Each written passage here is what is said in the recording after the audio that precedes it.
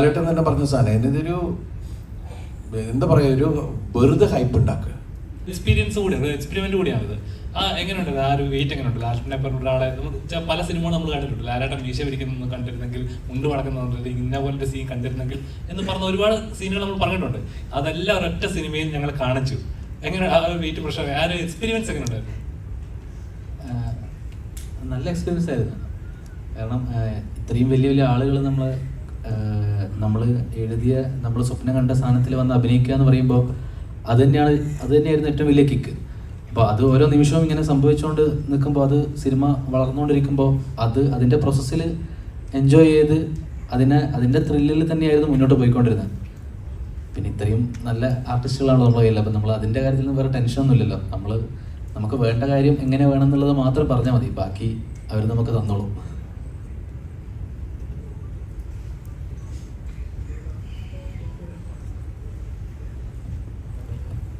അടിച്ചുപോയി അല്ല റെഡി.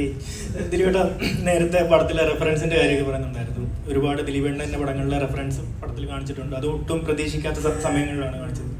അപ്പോൾ ഇതിൽ കുറേ സമയത്ത് ഈ പടത്തിൻ്റെ അല്ലെങ്കിൽ ആ പടത്തിൻ്റെ എന്തെങ്കിലും ഒരു സാധനം വന്നായിരുന്നെങ്കിൽ എന്ന് പേഴ്സണലി ദിലീപേട്ടനെ ഇഷ്ടപ്പെടുന്നതുകൊണ്ട് എനിക്ക് തോന്നി. കാരണം ദിലീപേട്ടൻ്റെ പടങ്ങൾ റിപ്പീറ്റ് അടിച്ച് കുറേ കണ്ടിട്ടുണ്ട്. അപ്പോൾ ദിലീപേട്ടന് ഏതെങ്കിലും ഒരു പടം, ഇതിനു മുൻപ് ചെയ്ത ഏതെങ്കിലും പടത്തിലെ ഒരു സാധനം ബബ്ബയിൽ ഉണ്ടായിരുന്നെങ്കിൽ എന്ന് തോന്നിയിട്ടുണ്ടോ വേറെ ഏതെങ്കിലും സിനിമയിൽ?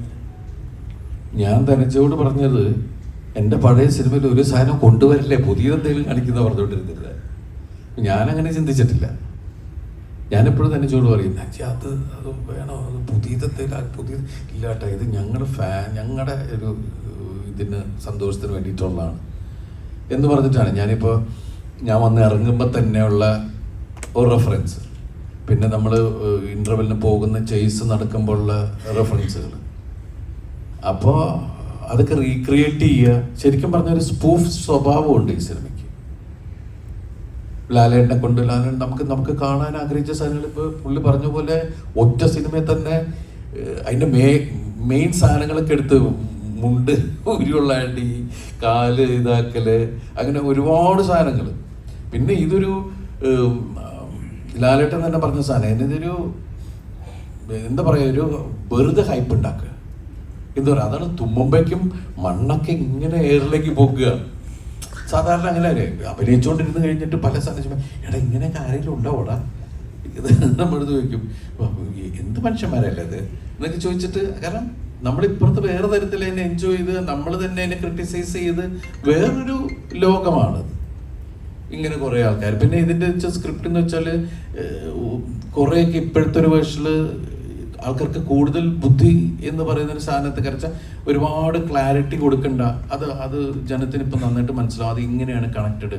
സിനിമ ടോട്ടൽ കണക്ട് ചെയ്ത് വരുമ്പോൾ എല്ലാം നമ്മുടെ ആൾക്കാരാണ്, വിനീതിൻ്റെ ടീം മാത്രമാണ് ഓപ്പോസിറ്റ് നിൽക്കുന്നത് എന്ന് പറയുന്ന ഒരു കണക്ഷനിൽ ഇങ്ങനെ കൊണ്ടുവന്ന് എത്തിക്കുക എന്ന് പറയുന്ന ഒരു രീതിയൊക്കെ ഉണ്ട്. അപ്പോൾ ആ സ്പൂൺ ഫീഡിങ് അങ്ങനെയുള്ള സാധനങ്ങളൊക്കെ മാറ്റി നിർത്തിയിട്ടാണ് പിന്നെ ഇപ്പം നിങ്ങൾ കണ്ട സിനിമയിലേക്ക് എത്തിയത്. അതേപോലെ സിനിമ കണ്ട ഒരുപാട് ആളുകൾ പറയുന്നത് കന്നഡയിലും തമിഴിലും ഒക്കെ കണ്ടിട്ടുള്ള സെലിബ്രേറ്റ് ചെയ്യുന്ന ഒരു സ്റ്റാറിനെ സെലിബ്രേറ്റ് ചെയ്യുന്ന